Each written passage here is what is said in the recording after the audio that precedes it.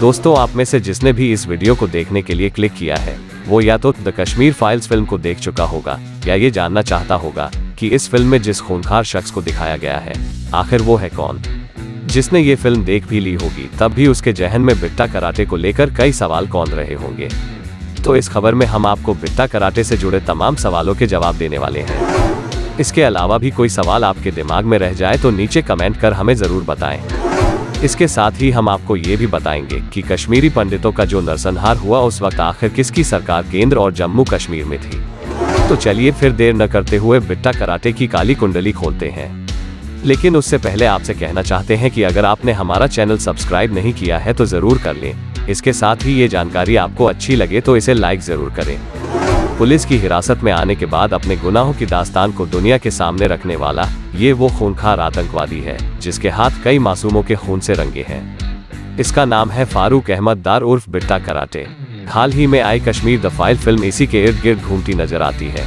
ये कितना खूंखार था इसे आप इस फिल्म में देख ही चुके हैं। और अगर आपने द कश्मीर फाइल्स फिल्म देखी है तो यहाँ आपको ये बात भी जानना जरूरी है, इस फिल्म में जिस बिट्टा को दिखाया गया है वो असल में यासिन मलिक और बिट्टा कराटे दोनों का मिश्रण है, जिसे पर्दे पर एक ही कैरेक्टर के रूप में दिखाया गया है। लेकिन जो बातें इस फिल्म में मिसिंग रह गई वो ये हैं कि बिट्टा कराटे गिरफ्तार हुआ या नहीं, अगर हुआ तो उसे सजा क्या मिली। इसके साथ ही आप ये भी जरूर जानना चाहते होंगे कि बिट्टा कराटे और उसका साथी रहा यासिन मलिक इस वक्त है कहाँ। तो इन सवालों के जवाब भी आपको मिलने जा रहे हैं।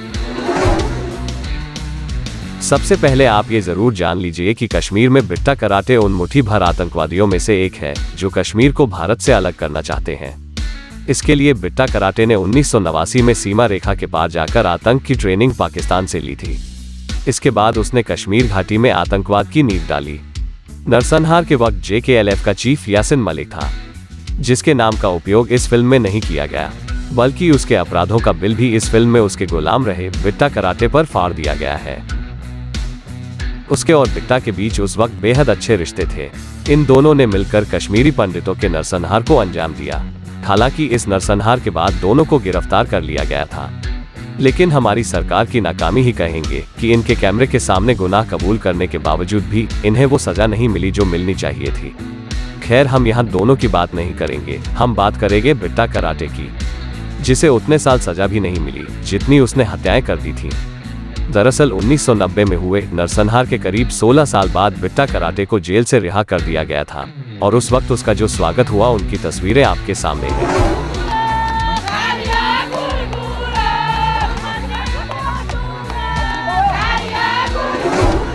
इसके बाद वो अलगावादी का चोला ओढ़कर कश्मीर घाटी में चैन की जिंदगी गुजर बसर कर रहा था।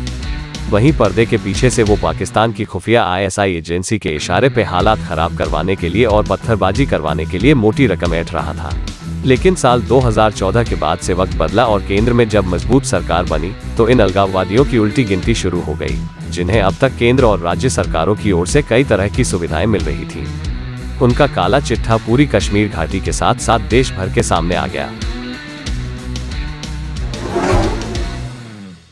वहीं अगर बिट्टा की बात करें तो अलगाववाद की आड़ में उसने कश्मीर में करोड़ों रुपए की बेमानी संपत्ति बना ली थी, जिसका खुलासा NIA की जांच में हुआ और अलगाववादियों के खिलाफ टेरर फंडिंग के केस दर्ज हुए।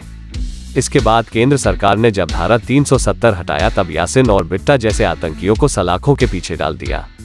फिलहाल इन दोनों के साथ साथ कई और अलगाववादी नेता जेल में ही हैं। आपको बता दें कि 7 नवंबर 1986 से लेकर 19 जनवरी 1990 तक जम्मू कश्मीर में फारूक अब्दुल्ला के नेतृत्व वाली नेशनल कॉन्फ्रेंस की सरकार थी। हालांकि इस सामूहिक नरसंहार के बाद फारूक अब्दुल्ला ने इस्तीफा दे दिया। इसके बाद करीब 7 वर्षों तक जम्मू कश्मीर में राज्यपाल शासन रहा।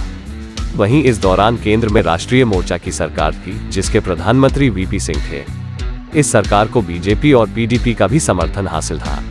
यही इस दौरान PDP के अध्यक्ष मुफ्ती मोहम्मद सईद देश के गृह मंत्री हुआ करते थे, जिनके दिल में हमेशा से ही अलगाववादियों के लिए हमदर्दी रही थी।